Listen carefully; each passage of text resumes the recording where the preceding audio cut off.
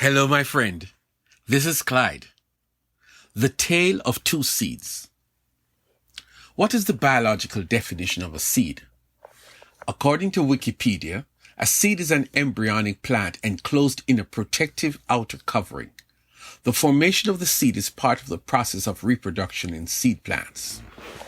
Another source says that a seed is a mature ovule that produces an embryo or a miniature undeveloped plant and food reserves, all enclosed within a protective seed coat. There are different seeds which produce different plants for different purposes. Some seeds produce fruits and foods. There's another category of seeds that produce plants for other purposes other than edible foods, such as flowers. These seeds produce trees that are critical to the ecosystem. Jesus taught two powerful parables using these two categories of seeds to make his point about the importance and significance of the kingdom of God. The kingdom of God is not about space and politics and territory. Rather, it is about God ruling supreme and Jesus being king. The subjects of this kingdom are the children of God, people who are born again. So the first parable is about the fruit seed, and we find this in Mark 4:26 to 29. He also said, "This is what the kingdom of God is like. A man scatters seed on the ground. Night and day, whether he sleeps or gets up, the seed sprouts and grows, though he does not know how. All by itself, the soil produces grain. First the stalk, then the head, then the full kernel in the head. As soon as the grain is ripe, he puts a sickle to it because the harvest has come." These seeds are intentionally planted by the farmer. He scatters them over a portion of his farmland. He makes sure the soil is appropriate for this activity, including adequate water supply and nutrients. He does not sit there and watch what is happening, but he is mindful of the possibility of something happening. After all, he planted them to produce something useful. He doesn't understand the process, but over time he sees plants spring up where the seeds were planted. The plants grow to their potential, and after a while they produce fruits, just as the farmer expected. When the fruits on the trees have come to maturity, the farmer sets out to reap his harvest. You see, he planted these seeds for a reason. He needed fruits, and he picked seeds that categorize the fruits he desired. Sometimes the harvest is huge. The trees produce great numbers of the fruit. The second lesson has to do with the mustard seed. Mark 4:30 to 32. Again he said, "What shall we say the kingdom of God is like, or what parable shall we use to describe it?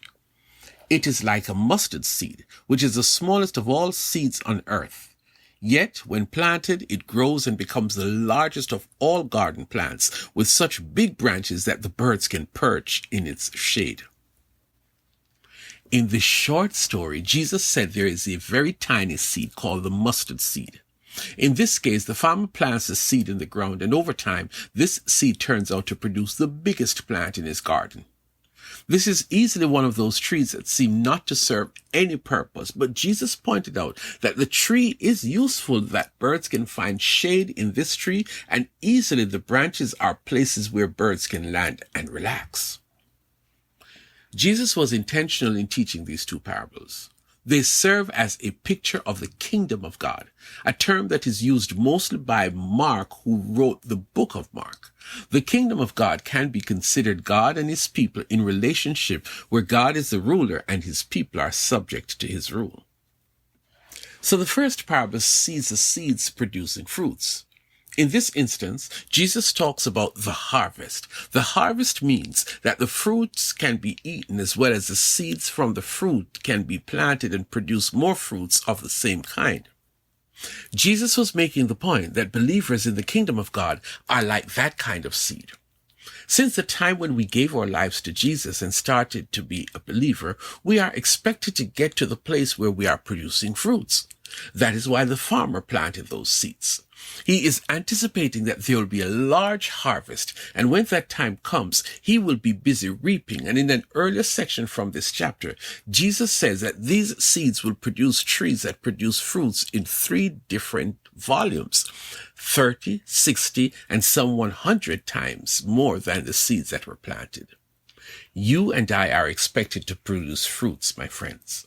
We are expected to share the gospel with people and produce fruits. Not everyone produces 100 times, but you could produce 60 or you could produce 30. The farmer still appreciates your effort. The second parable talks about the mustard seed, the smallest seed. This seed takes a longer time, but gradually the tree comes up out of the ground, and over time the tree becomes a large tree with numerous limbs and healthy green leaves. Over time, this tree serves as a shade to birds as well as their home. The question is, what kind of seed are you? There are seeds that are actively involved in spreading the good news of Jesus, and by their efforts, other people are becoming children of God. Some people might not be effective as evangelists, but they serve faithfully in other areas. The mustard seed type of believer is that person who is dependable, reliable, and useful in the kingdom of God. That person's role might seem insignificant to some, but Jesus acknowledges the contribution of those persons that come from the mustard seed. Small beginnings, large effect. Which seed are you?